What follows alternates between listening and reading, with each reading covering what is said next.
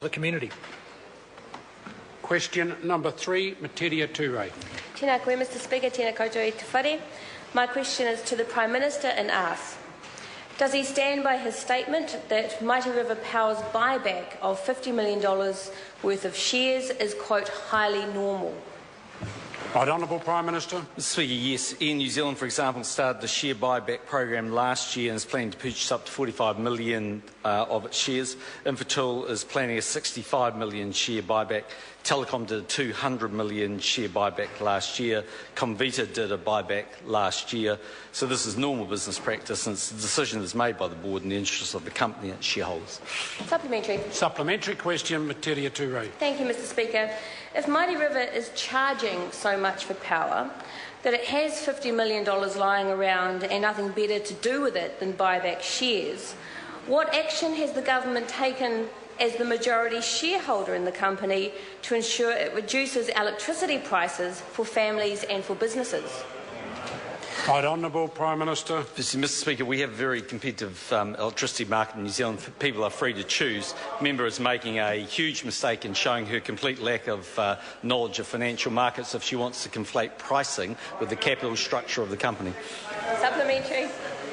Supplementary question, Metiria Turei. Thank you, Mr Speaker. When power consumption in New Zealand is falling, but electricity prices are rising at 4 times the rate of inflation, such that electricity companies are using the surplus cash to buy back their own shares, does he honestly believe that the electricity sector is working for New Zealand families and businesses? Right Honourable Prime Minister. Mr Speaker, yes, I think we have a competitive electricity sector, and I say this to the member, it'll be interesting to see when she goes knocking door to door to tell the least well-off families in New Zealand how much they're going to enjoy paying $500 a year for her ETS. Supplementary question, Metiria Turei. Can the Prime Minister confirm... Order. I've called Metiria Turei if she wants to continue with the supplementary question. Thank you, Mr Speaker. Can the Prime Minister confirm that the government, as majority shareholder in Mighty River, prefers that it distributes $50 million in extra profits to shareholders in a share buyback, rather than lowering its electricity prices by $50 million for families and for businesses? Right Honourable Prime Minister. Mr Speaker, whether the company engages on a share buyback is a matter for the board. Supplementary. Supplementary question, Metiria Turei. When the Prime Minister said that he had a mandate for asset sales, did he mean he had a mandate to sell strategic public infrastructure to a handful of wealthy investors and institutions who would then get to pocket the excessive profits? Right Honourable Prime Mr Minister. Speaker, for a start off, in the case of Mighty River Power, it's one of the most widely held shares in New Zealand.